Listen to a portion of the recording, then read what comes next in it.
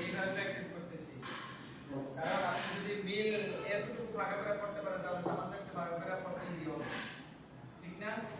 আরো সহজ যদি বুঝায় তাহলে আপনি 50 কেজি ওয়েটের একটা জিনিস যদি উঁচু করতে পারেন তাহলে আপনারা যদি আবার 5 কেজি একটা জিনিসের কিছু উঁচু করতে দেয় তাহলে এটা কি কিছু মনে হবে?